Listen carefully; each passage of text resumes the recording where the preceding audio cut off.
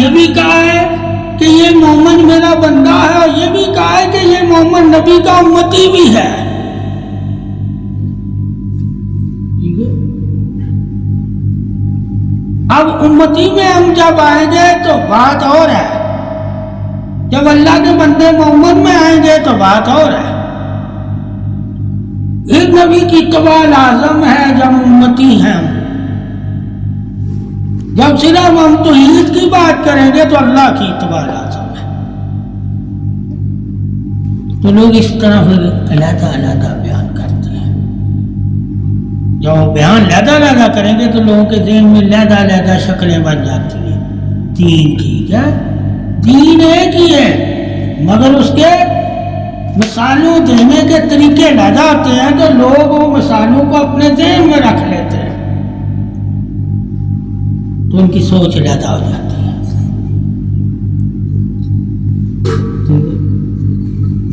اس بنا پر پھر صفیں بنتی ہیں. کیا بنتی ہیں؟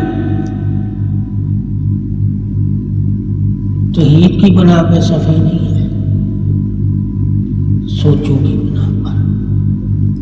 جو علم سے تم نے درجے پائے، اس درجے کے حساب سے جب تم سوچنے لگ جاتے ہو تو تم صفحے بنانے میں تم سر فہرست ہو جاؤ گے، کہ تمہاری سوچ نے تجھے چھوٹے والی سوچ سے اوپر کر دی، اس لیے ان میں تم بیٹھنا پسند نہیں کرو گے. ٹھیک ہے، سمجھ. اور جب بات آئے گی اللہ کی تو تمہارے سامنے سارے برابر ہو جائیں گے، اور جب بات آئے گی بانٹنے کی تو تم ایک دوسرے کے ساتھ بانٹنے میں برابر نہیں گے. تو صفحے بانٹنا ہوتا ہے، فلاں کو آگے کرو پیچھے کرو، بانٹنا ہوتا ہے. اس لیے اللہ تعالیٰ نے سب نبیوں کی امت کو ایک ساتھ جنت نہیں دی، مگر دی ہے سب کو جنت. یہ جنت میں سب کو ایک ساتھ جانے کا حکم کیوں نہیں دیا؟ پہلے فلاں جائیں، پھر فلاں جائیں، پھر فلاں جائیں. ٹھیک ہے، درجہ بدرجہ ہے. کیا ہے؟ درجہ بدرجہ. یہ انسان کے لیے درجہ، اللہ کے لیے کوئی درجہ نہیں ہے. ٹھیک ہے. جب ہم انسانوں کو دیکھیں گے، انبیاء کو دیکھیں گے، اللہ نے انبیاء کرام کو بھی درجے دیے. کیا دیے؟ ایک جیسا کہہ سکتا تھا، سب ایک ہے. میں کسی کو کوئی درجے فضیلت نہیں دیتا. کیا نہیں دیتا؟ ٹھیک ہے. تو اس نے انبیاء کو فضیلت دی تاکہ کوئی مومن مسلمان جو انبیاء کے علم سے واقف ہو وہ درجہ بندی کا قائل ہو، درجے کا انکاری نہ ہو. اس لیے انبیاء کرام نے ایک دوسرے کے جب درجے دیکھے تو انہوں نے سر خم کیے. کیوں کیے؟ کیونکہ انہیں پتا ہے کہ ابلیس اسی وجہ سے ردا گیا تھا، اس نے درجہ کا انکار کر دیا تھا. علم کی وجہ سے نہیں ردا گیا. ٹھیک ہے، یہ ذہن میں رکھنا. ٹھیک ہے، فضیلت کی وجہ سے ردا گیا. کیا؟ ٹھیک ہے، کہ مجھ سے زیادہ اس کو کیوں تعریف دی گئی ہے جبکہ میں نے روئے زمین کے چپے چپے میں سجدہ کیا تھا. ٹھیک ہے، تو درجہ ہوا. کیا ہوا؟ درجہ. اس نے آدم کی فضیلت کے درجے کا انکار کیا. کیا کیا؟ آدم کے بننے کا انکار نہیں کر رہا وہ. کیا؟ اس کی پیدائش کا، اس کے بننے کا انکار نہیں کر رہا. اسی طرح ہم محمد کے ایمان کا انکار نہیں کرتے. کیا نہیں کرتے؟ ہر کلمہ کو محمد کہتے ہیں. کیا کہتے ہیں؟ مگر درجوں کا انکار کرتے تھے. کیا کرتے تھے؟ تو حسد درجے کی وجہ سے تھا. کیا تھا؟ کہ مجھ سے اسے افضل کیوں کہا ہے.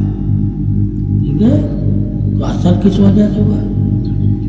درجے کی وجہ، کہ مجھ سے بڑھ کر عزت کیوں دی گئی، اس کی قدر کیوں کی. اپنی پیدائش سے واقف ہوتا اور آدم کی پیدائش سے واقف ہوتا، ٹھیک ہے، وہ صرف آدم کے تخم یعنی کہ مٹی سے واقف تھا، ٹھیک ہے۔ مٹی اللہ نے اور آگ دونوں میں فرق رکھنا ہے۔ آگ کو اس نے دھویا نہیں ہے، کیا نہیں ہے، وہ چاہے دھلی ہوئی بھی ہے، اس آگ کا تعلق اس نے جہنم سے رکھا ہے۔ کس سے رکھا؟ جہنم سے رکھا۔ اب اس کا پیدائشی تعلق جہنم سے ہے، ٹھیک ہے، یہ ذہن میں رکھنا۔ ہمارا پیدائشی تعلق جنت سے ہے کہ ہمیں اللہ نے زمین پر آدم کو پیدا نہیں کیا، آسمان جنت میں جا کر پیدا کیا ہے۔ ایک کی پیدائش زمین پر ہے، ایک کی عرش پر ہے، یعنی کہ اللہ تعالیٰ نے آدم کو اگر مٹی سے بنایا تو زمین پر نہیں بنایا، جنت میں بنایا، عرش پر، ٹھیک ہے، اپنے نور کے سائے میں بنایا، اور ایک کو نور کے سائے میں نہیں بنایا، زمین پر بنایا آگ کے گولے سے۔ اب پوچھا جائے یہ دونوں پیدائشوں میں جو فرق نہیں جان سکے گا، ٹھیک ہے، اسے کیا پتا آدم کس لیے بنا تھا اور یہ کس لیے بنا تھا؟ اس کے بنانے کا مقصد ہی اللہ کا اور ہی تھا۔ اس لیے تمہیں ابلیس کی بنانے کی کری نہیں نظر آئے گی، کہیں عبادت کی آئے گی، کہ عبادت سے وہ افضل ہوا۔ کیا ہوا؟ افضل تمام فرشتوں سے، ٹھیک ہے، کس سے افضل ہوا؟ عبادت کی وجہ، اور اللہ تعالیٰ نے اسے آہستہ آہستہ درجے فضیلتیں فرشتوں سے بلند عطا کر، مگر ایک نے عبادت ہی نہیں کی، پیدائش میں فضیلتیں دے دی، یعنی اسے بنایا یا فضیلت کے ساتھ، ایک کو فضیلت کے ساتھ نہیں اللہ نے بنایا، عبادت کر کے فضیلت اعلیٰ، ٹھیک ہے، اور ایک کو بنایا فضیلت کے ساتھ، ٹھیک ہے، اپنے اسموں سے اس کی مٹی کو دھویا۔ کیا دھویا؟ اپنے اسموں سے دھویا۔ ایک کی پیدائش میں یہ نہیں کہا کہ میں نے اس کے آگ کو اپنے اسموں کی برکت سے اسے ٹھنڈا کر دیا تھا، یعنی کہ انا تھی اس کے اندر، کیا نہیں، ٹھیک ہے، انا کا مقصد کیا تھا وہ خود دین میں معلوم، کہ وہ ایک مخلوق سے دوسری مخلوق میں غالب ہونے کے لیے اللہ کو سے مدد مانگتا تھا، بھالے اللہ میں نے تیری عبادت کی، مجھے ان پہ غالب کرتے، طاقت کے لیے۔ کیا ہے اس کا اصل میں طاقت اس کے لیے گلے کا طاق بن گئی۔ یہاں سے یہ وہ پہلا منافق ہے، یہ پہلا منافق کہ اللہ کو مانتا بھی ہے، اللہ کو جانتا بھی ہے، ٹھیک ہے، مگر جس سے اللہ محبت کرتا ہے اس سے بغض رکھتا ہے، ٹھیک ہے، سمجھ گئے؟ جیسے نبی کو صحابہ جانتے بھی ہیں، مانتے بھی ہیں، مگر علی سے بغض رکھتے ہیں تو منافق ہو گئے۔ اسی طرح ابلیس بھی اللہ کو جانتا بھی ہے، مانتا ہی بھی ہے، اللہ کا کبھی منکر نہیں ہوا، مگر جس سے اللہ نے محبت کی عادت، اس کو کہنا یہ میری تو نہیں ہے، میرے سے کم ہے۔ تو ثابت ہوا کہ جو انسان اپنے درجوں کو پہچانے ہی نہ وہ دوسرے کے درجے کو اہمیت نہیں دے گا۔ اگر ابلیس اپنے درجوں کی حفاظت کرتا کہ اللہ نے مجھے دیے ہیں تو اللہ قادر ہے، بے نیاز ہے، وہ جس کو چاہے دے۔ اگر آدم علیہ السلام کو وہ دے رہا ہے تو وہ رب مجھے بھی دے رہا ہے نا۔ اسی لیے کہتے ہیں حاسدی کیا ہے، کیا کہتے ہیں کہ آدم سے حسد کرنے لگ گیا تھا۔ کیا حسد کرنے لگ گیا تھا۔ تو حسدی کیا کرتا ہے، دوسروں کو اکساتا ہے۔ کیا اب جتنی بھی برائیاں ہیں وہ ساری اس کے پلے میں پڑ گئی، حسد، کینہ، بغض، لالچ، انا، یہ سارے اسے مرض لاحق ہو گئے تھے۔ انہی مرضوں کے بارے میں حدیثوں میں ہے کہ اگر تم میں بھی پائے جائیں تو مسلمان نہیں ہو، تم اللہ کو جانتے بھی ہو، مانتے بھی ہو، مگر اللہ تمہاری طرف نہیں دیکھے گا۔ جس طرح ابلیس اللہ کو جانتا بھی ہے، مانتا بھی ہے، مگر اللہ اب ابلیس کی طرف نہیں دیکھتا، منہ پھیر لیا، اپنی بارگاہ سے نکال دیا۔ تو یہ آسمان میں اللہ نے ابلیس کو نکالا اور زمین پر اپنی بارگاہ سے انبیاء نے نکالا جو شیطان کے دوست اور پیروکار ہوئے، جن کے دلوں میں وہ چیزیں پیدا ہوئی جو شیطان میں پیدا تھی، حسد، انا، دوسرے کی درجے کی تعریف نہ کرنا، اپنے آپ کو فضیلت تلاشنا۔ جن کے دلوں میں یہ چیزیں پیدا ہو جاتی ہیں یہ پیدائش شیطان کی پیدائش، اس لیے کہا وہ مومن ہی نہیں ہو سکتا جس کے دل میں بغض ہو، حسد ہو، بخل ہو، غیبت ہو۔ غیبت کیا ہے؟ سب سے پہلے آدم علیہ السلام کے بارے میں غیبت ہی کی گئی تھی آسمان میں۔ کیا کی تھی؟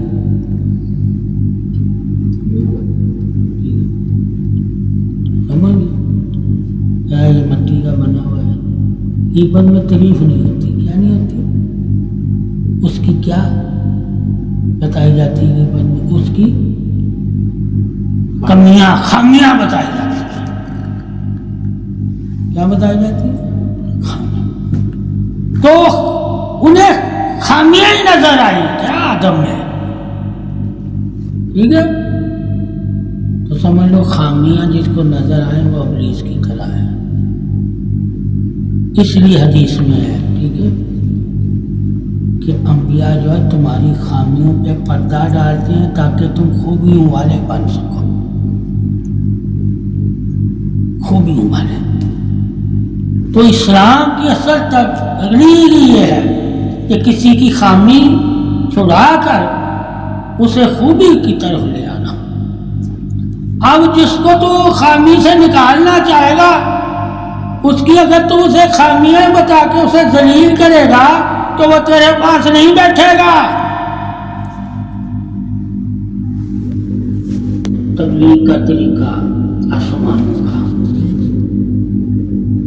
یہ قرآن آسمانوں سے آیا ہے، ٹھیک ہے، اسی لیے اللہ نے طریقے آسمانوں سے بتایا۔ زمین سے قریب اگر کرو گے تو ابلیس کی طرح ہو جاؤ گے۔ اس نے تعریف نہیں کی، کہا مٹی ہے، وہ زمین سے تعریف کر رہا ہے۔ اللہ آسمانوں سے تعریف کرتا ہے۔ اب آسمانوں سے جب تعریف کرو گے آدم کو کیا کہا؟ میں نے اسے اسم سکھائے۔ اب مٹی کو کچھ سکھایا نہیں ہے،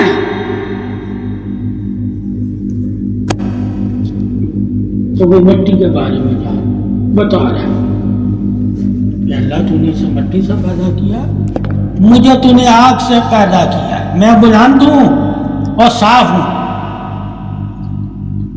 ٹھیک ہے، میں بلند ہوں اور صاف ہوں، یہ گندے کارے سے پیدا ہوا۔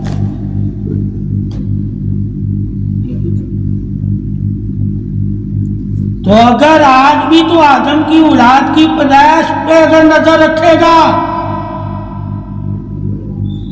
تو تعریف نہیں کر سکے گا. کیا نہیں کر سکے گا؟ آج وہ گندے پانی سے پیدا ہو رہا ہے, گندے گارے سے پیدا ہو رہا ہے. ٹھیک ہے,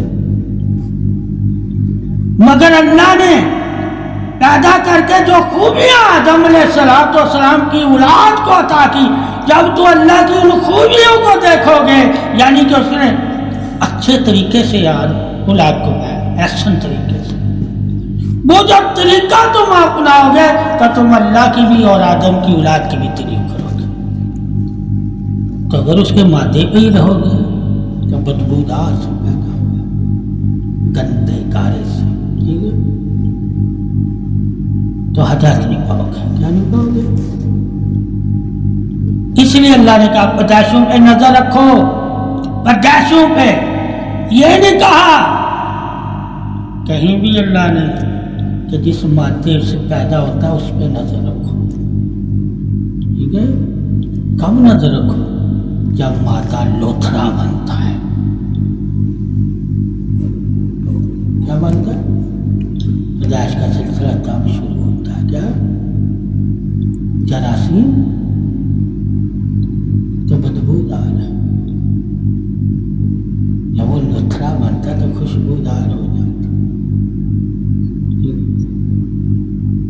پھر وہ اس کی بناوٹ اللہ نے ظاہر کی کہ میں نے اسے سب سے پہلے کیا بنایا ہے, اسے لوتھڑا بنایا, میں نے بنایا.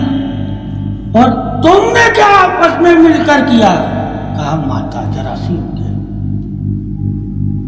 اب جراثیم تمہارے ہیں, لوتھڑا اللہ بنا رہا ہے. یہاں سے تعریف ہوئی آدم کی اولاد کی. ایک کا سسٹم تم نے رکھا. کیا رکھا؟ وہ دونوں عورت اور مرد دونوں کا سسٹم گندا ہے. کہا پھر میں فرشتوں کو کہا اب اسے لوتھڑے میں تبدیل کرو, اس کو ہڈیاں دو. اب تو دیکھ اللہ تعالیٰ کی قدرت کو کہ وہ کیا بنا رہا ہے. اس کو کہا اللہ نے پھر میں نے احسن طریقے سے تمہیں پیدا کیا ہے. تاکہ ساری زندگی کے لیے ابلیس کو جاننے والے جب آدم کی پیدائش,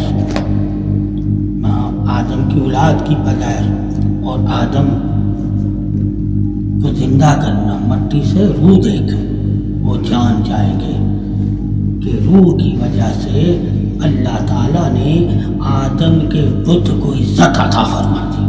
ورنہ بت مٹی ہی تھا, جب تک وہ مٹی رہا کوئی فرشتہ کوئی نہیں جانتا تھا کہ عزت والا ہے. جب اللہ نے اپنی روح اور اسم عطا کر دیے تو سب جان گئے یہ عزت والا ہے. مگر آدم نہ, ابلیس نہ جان سکا,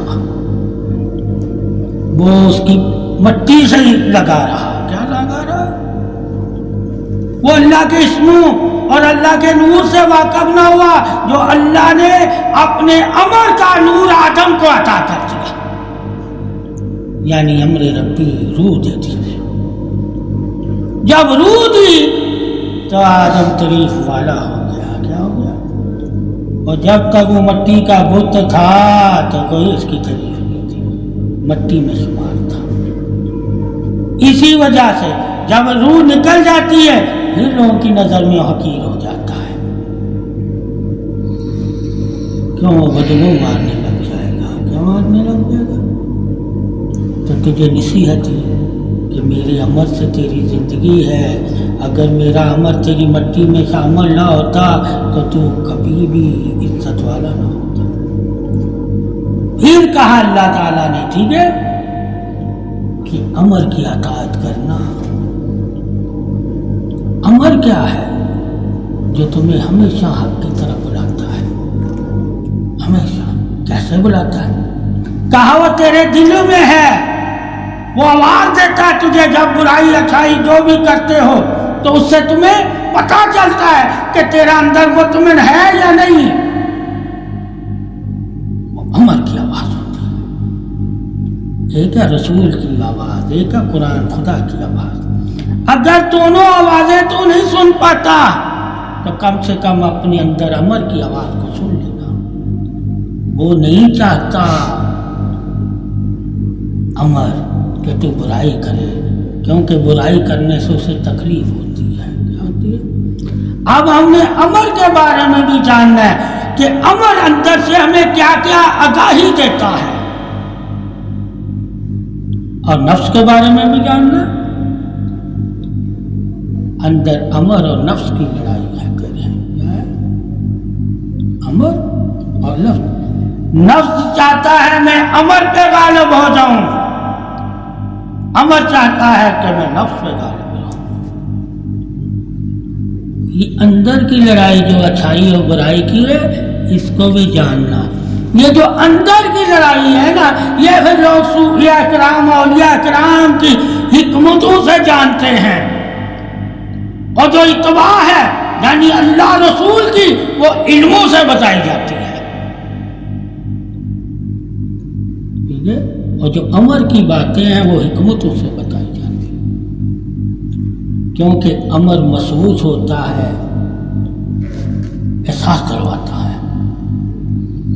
یہ جھنجھوڑتے ہیں کیا آواز، سویا ہوا غافل جو ہے بیدار ہو جائے۔ تو حکم بھی تیرے لیے ہی ہے اور امر بھی تیرے لیے ہی ہے، یعنی کہ قرآن حدیث کے فرمان بھی انسان کی بھلائی کے لیے ہے، اور امر ربی یعنی کہ روح بھی انسان کی بھلائی کے لیے ہے۔ جب تجھے پتہ چلے گا کامیابی کے طریقے کہاں کہاں ہیں، اگر میں ان طریقوں کو اپنا لوں گا تو کامیابی میرے ساتھ ہے۔ جس کے ساتھ کامیابی ہو وہی کامیابی سے غافل ہو، تو سمجھ لو اس کو کہتے ہیں مرا ہوا احساس ہے۔ امر احساس ہوتا ہے، کیا ہوتا ہے؟ احساس۔ جو احساس سے اپنے آپ کو بیدار نہ کر سکے وہ مرا ہوتا ہے۔ ٹھیک ہے؟ اسی لیے جب دین کی ہم باتیں سنتے ہیں یا تلاوت سنتے ہیں تو امر بیدار ہوتا ہے، اسے تقویت ملتی ہے۔ پھر پتہ چلا کہ سارا تعلق اگر قرآن کی آیتوں سے، سماعتوں سے، آوازوں سے، حکموں سے بھی ہم نے بیدار کرنا ہے تو روح کو ہی کرنا ہے نا۔ تو پھر ثابت ہو گیا کہ جو پیر روحانی ہوتے ہیں اور جو عالم دین ہوتے ہیں، یہ دونوں ہی تو روح کی اصلاح کر رہے ہوتے ہیں۔ کامیابی روح ہے یعنی امر ہے۔ جو امر کا پیروکار ہو گیا وہ کامیاب، یعنی اللہ کا امر کیا ہے؟ ٹھیک ہے؟ اس لیے کہا، ٹھیک ہے، میرا نبی بھی امر ہے، ولی بھی امر ہے، یعنی کہ نبوت بھی نور ہے وہ بھی امر ہے، ولایت بھی نور ہے وہ بھی امر ہے۔ امر اصل میں نور کو کہا جائے گا، ٹھیک ہے؟ اور نور جس جس حالت میں پیدا ہوتا ہے وہ تمام امر کی وجہ سے پیدا ہوتا ہے۔ امر سے پیدائش بھی ہوتی ہے، امر کی خوراک بھی ہوتی ہے۔ اس لیے کہا گیا ہے اطیعوا اللہ اطیعوا الرسول وامروا، کہ زندگی میں یہ تین باتیں ذہن میں رکھنا، انہی کی پیروی کرنا، چوتھے کا نام نہیں لیا گیا۔ ٹھیک ہے؟ تین چیزیں قرآن کہتا ہے پیروی کریے، اللہ، رسول اور امر۔ چوتھی پیروی نہیں ہے۔ آج تو ہر کوئی پیروکار، ہر کوئی نکل آتا ہے۔ یہ جو امر کے پیروکار ہوتے ہیں ان کو ہی کہتے ہیں اولیاء اللہ۔ کیوں؟ امر کس کا پیروکار ہے؟ کہا وہ رسول کا، اور رسول کس کا ہے؟ کہا وہ اللہ کا۔ اس طرح مل جاتا ہے۔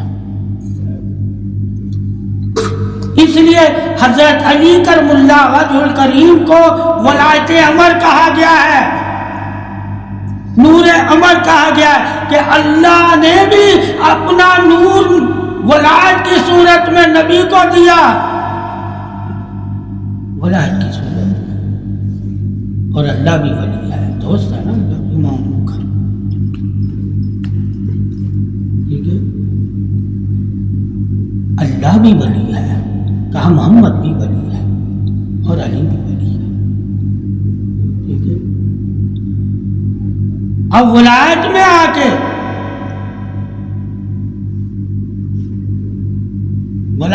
آ کے ایک دوسرے کے ساتھ ہے، جب وہ توحید میں آئے گا وحدہ لا شریک ہے،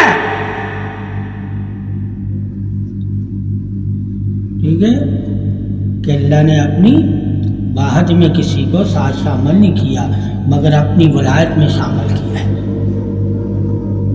ٹھیک ہے، کہ جس طرح میں ولی ہوں اس طرح محمد ولی ہے، اور جس طرح محمد ولی ہے اسی طرح علی ولی ہے، تو ثابت ہوا اس میں تو اس نے اپنی طرح کہا ہے نا،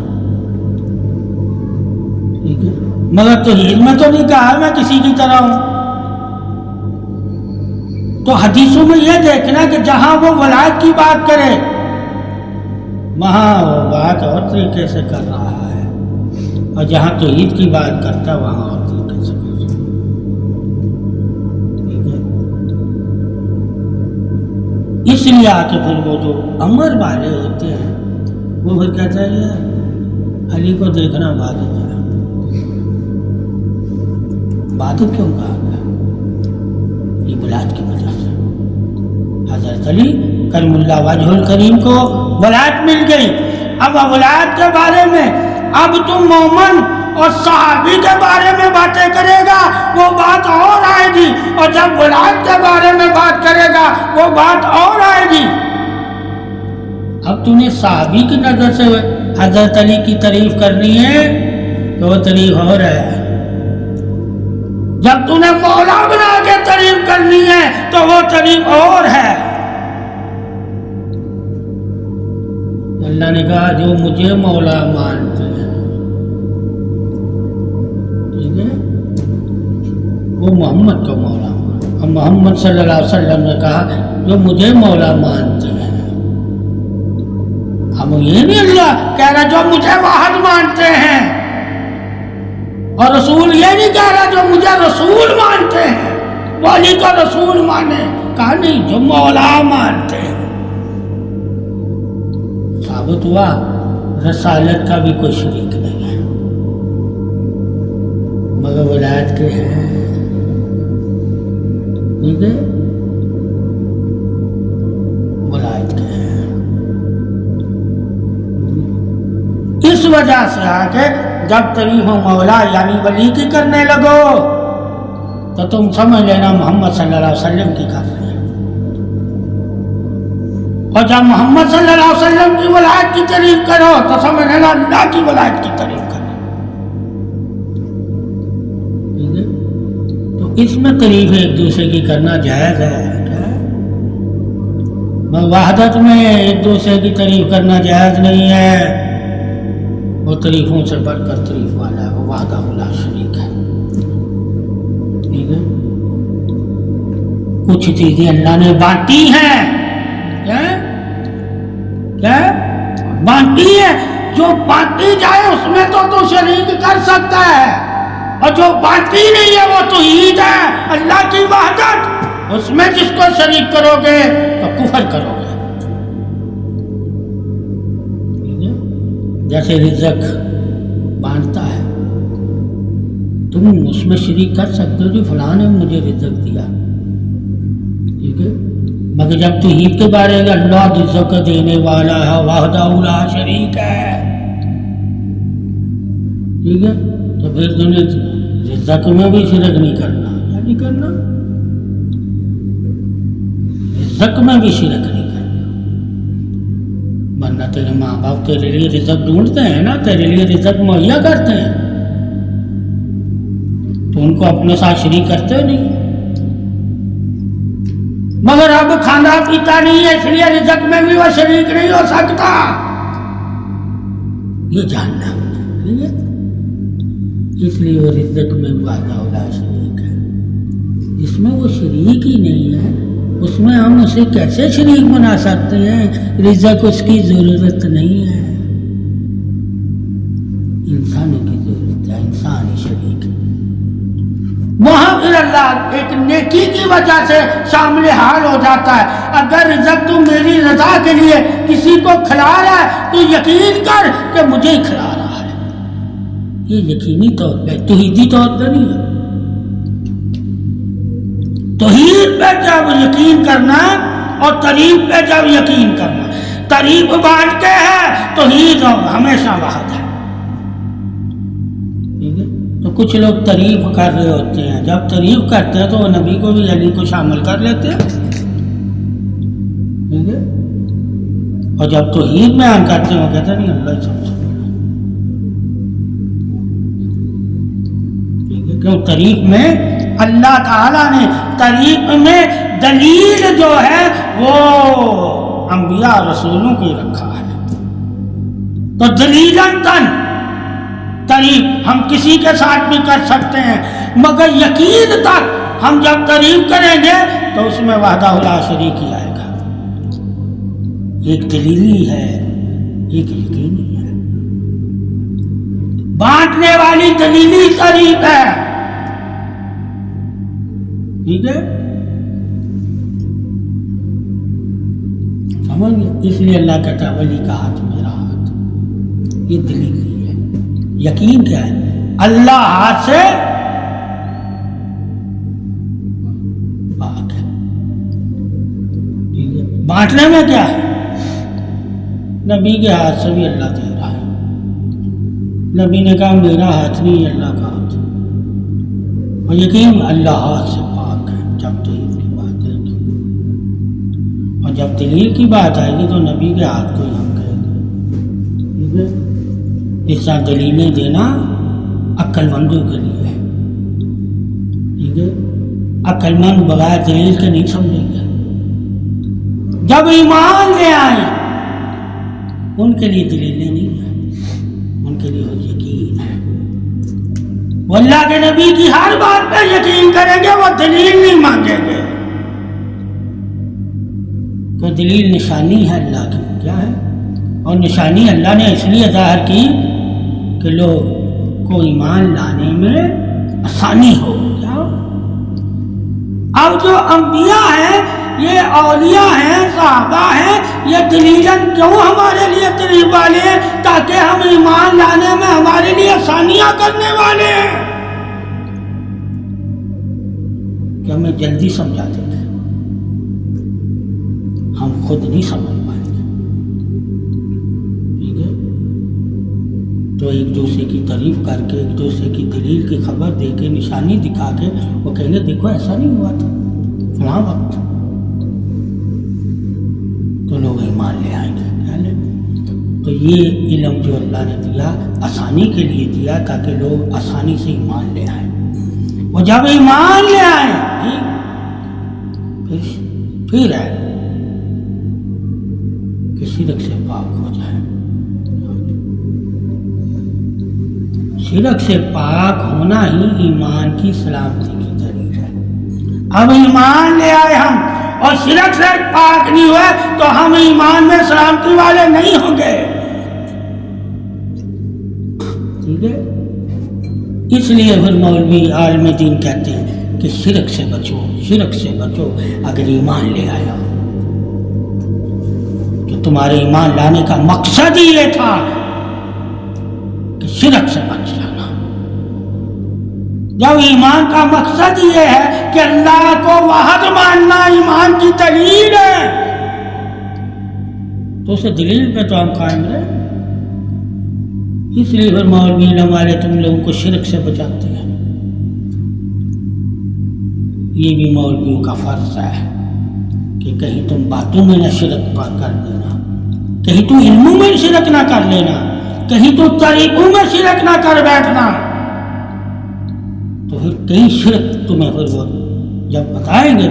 ایک ہوتا بت پرستی شرک، ایک ہوتا بے ادبی بھی شرک، گستاخی بھی شرک، ٹھیک ہے۔ شرک کا مطلب کیا ہے؟ اللہ سے دور ہونا. غفلت بھی شرک ہے کہ جس سے اللہ منہ پھیر لے، جس غلطی کی وجہ سے سمجھو وہ غلطی تمہاری شرک کے زمرے میں آ گئی ہے. نافرمانی کو شرک کہتے ہیں، آسان الفاظ کہ اللہ کی نافرمانی کی ہو، مسلمان ہو، سمجھو وہ بھی شرک سے بدتر ہے، یعنی کہ کافر سے بدتر ہے. اگر وہ اللہ کا نافرمان ہے، اللہ پہ ایمان رکھنے کے باوجود اللہ اور رسول کی نافرمانی کر رہا ہے، تو وہ کافروں اور مشرکوں سے بدتر ہو جاتا ہے. اس لیے کہا گیا کہ منافق بدتر ہے کافر اور مشرک سے، کیونکہ ایمان رکھ کے نافرمان. یہ وجہ ہوئی. اس لیے صحابہ کرام ان سے حتیٰ کہ کافر سے مل لیتے تھے، منافق سے نہیں ملتے تھے. ٹھیک ہے، تو کافر تمہارا کھلا دشمن نہیں ہے، تمہارے صفوں میں گھس کے تمہارا دشمن نہیں ہے. جب تم اس سے لڑو گے تو دشمن ہے، ورنہ تمہیں زیادہ نہیں ہے. تمہارا اصل میں کھلا دشمن کون ہے؟ کہا یہودی. کیا ہے؟ یہودی اصل میں تمہارا دشمن، نفس تمہارا دشمن ہے، شیطان تمہارا. ٹھیک ہے، اور کافر ظلم میں تمہارا دشمن ہے. ظلم میں وہ تم پہ ظلم کریں گے. کیا کریں؟ اندھی ہے وہ. یہودی تم پہ ظلم نہیں کرے گا. کیا نہیں کرے گا؟ نفرت بھی کرے گا. ٹھیک ہے، سمجھ گئے؟ اور تمہاری ہی بندوق کو خرید کے تمہیں مروائے گا. کافر ایسا نہیں کرے گا. ٹھیک ہے، اس وجہ سے آگے انسان کو اللہ کے امر، اللہ کی حکمت اور اللہ کی وحدت اور اللہ کی تقسیم، ٹھیک ہے، اور اللہ کے حکموں سے واقف ہونا چاہیے. جب یہ سارے علموں سے واقف ہوگا تو پھر تعریف کرنے میں توحید کی تعریف علیحدہ کرے گا، تقسیم کی تعریف علیحدہ کرے گا کہ اللہ نے کس کس پہ عطائیں کی ہیں. عطاؤں والی کی تعریف جب کرے گا تو اور طریقے سے کرے گا، اور جس نے عطا کی رب، اس کی جب تعریف کرے گا اور طریقے سے کرے گا. ٹھیک ہے، دونوں ہی تعریف کرنے میں تمہیں برتن نہیں کریں گے. پھر بھائی عطا کی وجہ سے تعریف والے ہیں، اور اللہ کسی نے اس پہ کوئی عطا ہی نہیں کی. وہ عطا کرنے والا سب کو، کوئی اسے عطا نہیں کر سکتا، اس لیے وہ عطا میں بھی وحدہ لا شریک ہے. اور یہ عطا میں وحدہ لا شریک نہیں ہے، ان کو عطا اسی لیے کی کہ یہ دوسروں کو دیں. ان کی عطا امانتاً ہے، یعنی کہ دینے کے لیے. اور اللہ کی عطا کیا ہے؟ جس کو چاہے دے، اور جس کو چاہے، جس سے چاہے واپس لے لے. یہ فرق ہے. اس لیے اللہ نے کہا میں جس کو چاہتا ہوں دیتا ہوں، جس سے چاہتا ہوں واپس لے لے. مگر بندہ نہ اپنی چاہت سے کسی کو دے سکتا ہے اور نہ واپس لے سکتا ہے. ٹھیک ہے، اس لیے بندے کے بارے میں اور تعریف ہے کہ اس کا دینا بھی اور لینا بھی دونوں آزمائش ہے. کیا ہے؟ قرآن کہتا اس کو دونوں آزمائشیں ہیں، مگر اللہ کا دینا اور لینا آزمائش نہیں. اللہ کے لیے کوئی آزمائش نہیں ہے. یہ آزمائشیں نبیوں ولیوں، جن کو اللہ آزما رہا ہوتا ہے وہ اللہ نہیں ہوتے، بندے ہوتے ہیں. ٹھیک ہے، جب یہ پتہ چل جائے کہ اللہ دیتا اور لیتا آزمانے کے لیے ہے، ٹھیک ہے، تو پھر انبیاء کو دیا بھی ہے، ان سے لیا بھی ہے، تو وہ بھی آزمائے گئے. اللہ تو آزمائش سے بھی بڑی ذمہ بے نیاز ہے، اس میں پھر ہم تعریف اللہ کی ایسے کریں گے کہ اللہ کو کوئی آزمائش نہیں دینی پڑتی، نہ لینے میں نہ دینے میں. مگر بندے کو لینے میں اور دینے میں آزمائشیں دینی پڑتی ہیں، ٹھیک ہے؟ پھر جا کے اسے ملتا ہے اور پھر جا کے وہ کسی کو دیتا ہے جب آزمائش دیتا ہے۔ اس لیے اللہ کی شان تعریف وحدت جو ہے وہ سب سے بے نیازی ہے، اس کی تعریف۔ باقی مانگ کر بے نیاز ہے، وہ دے کے بے نیاز